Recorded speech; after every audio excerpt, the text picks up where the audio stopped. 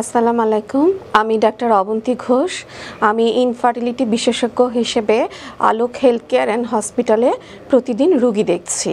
তো আমি আজকে আপনাদের সাথে যে বিষয়ে কথা বলতে চাই সেটা হচ্ছে বন্ধ্যাত্ব রোগীদের চিকিৎসায় আমরা একটা পদ্ধতি ব্যবহার করে থাকি, সেটা হচ্ছে ইন্ট্রা ইউটেরাইন ইনসিমিনেশন।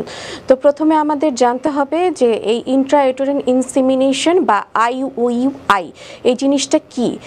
আইইউআই হচ্ছে এমন একটা পদ্ধতি যেখানে আপনার হাজব্যান্ডের শুক্রাণুটাকে সেন্ট্রিফিউজ মেশিনের মাধ্যমে প্রিপেয়ার করে এখানে ভালো কোয়ালিটির শুক্রাণুগুলো বেছে নিয়ে আপনার জরায়ুতে একটা ইনজেকশনের মাধ্যমে দিয়ে দেওয়া হবে।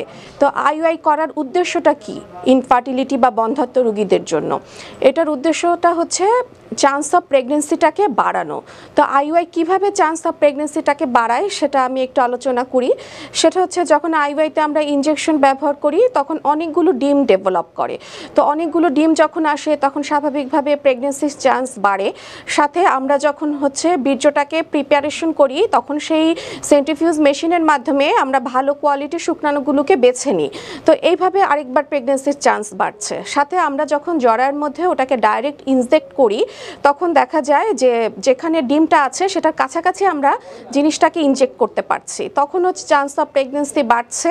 এবং হচ্ছে এটা আমরা সার্ভাইকাল যে ফ্যাক্টর, জরায়ুর মুখের কোনো কারণে যদি প্রেগনেন্সি না হয়ে থাকে তো সেটাকে আমরা বাইপাস করতে পারছি। এসব কারণে প্রেগনেন্সির চান্স বাড়ে। তো আইইউআই কি সবার করা যাবে? না, প্রথমে তো আমরা আইইউআই সবার করব না। আমরা অবশ্যই কিছু ইন্ডিকেশন ফলো করব যে কাদের আইইউআই লাগবে।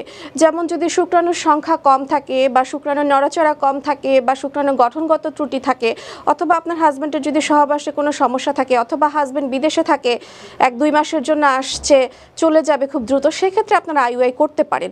আর আপনার হিস্ট্রির দিক দিয়ে যেটা বলবো যে আপনার যদি মিনিমাল টু মাইল্ড এন্ডোমেট্রিওসিস থাকে সেক্ষেত্রে আমরা করতে পারি। অথবা আনএক্সপ্লেইন ইনফার্টিলিটি, যেমন হচ্ছে আপনার ডিম ফুটছে প্রতি মাসে, টিউব খোলা আছে, জরায়ু ঠিক আছে, তারপরেও প্রেগনেন্সি হচ্ছে না, সেই ক্ষেত্রেও আমরা আইইউআই করতে পারি। আর আরেকটা কারণ হচ্ছে যে কারণে আমরা করে থাকি সেটা হলো সার্ভাইকাল ফ্যাক্টর ইনফার্টিলিটি, যেমন জরার মুখের কোনো সমস্যার জন্য প্রেগনেন্সি হচ্ছে না সেই ক্ষেত্রে করতে পারি। অথবা কারো যদি ওভুলেটরি ডিসফাংশন থাকে বা ডিমের সংখ্যা কমে যায় সেক্ষেত্রেও আমরা আইইউআই করতে পারি। তো আইইউআই করার পদ্ধতি সেটা হচ্ছে যে প্রথমে আমরা ডে 2 থেকে মাসিকের আমরা হচ্ছে ওষুধ চালাই, তারপর ডে 5 এবং 7-এ পেশেন্টকে কিছু ইনজেকশন দিই, তারপর ডে 8-এ একবার টিভিএস করি এবং পরবর্তীতে ডে 12-এ একবার টিভিএস করে দেখি যে ম্যাচুর ফলিকল বা ম্যাচুর এগ এসেছে কিনা। যদি ম্যাচুর এগ আসে তখন আমরা আরেকটা ইনজেকশন দিয়ে ডিমটাকে ফুটানোর সাহায্য করি। তারপরে ডে 14-তে আমরা আইইউআইটা করে থাকি। তো আইইউআইটা অনেকে প্রশ্ন করে থাকেন যে এটা সাকসেস রেট কেমন, বা আমার হাজব্যান্ডের বীর্য ছাড়া অন্য কারো বীর্য দিয়ে করা হবে কিনা।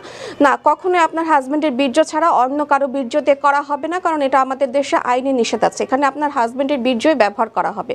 এবং এটার সাকসেস রেট যদি 1 সাইকেল করেন তাহলে 10 to 15%, যদি 2 সাইকেল করেন তাহলে 25 to 30%, এবং 3 সাইকেল করলে এটার সাকসেস রেট 45 to 30%। তো সবারই যে 1 সাইকেলে সাকসেস হবে তা না, কারো কারো 2-3 সাইকেলও করা লাগে। তা আমরা আলোকে এটা সবসময় করে থাকি এবং সুলভ মূল্যে আলোকে আইইউআই করা হয়। আপনারা আলোকে সেবা নিন, সুস্থ থাকুন, মনে রাখবেন সুস্থ জীবন সুন্দর পৃথিবী। সবাইকে ধন্যবাদ। স্বাস্থ্য সেবায় আমরা অবিচল।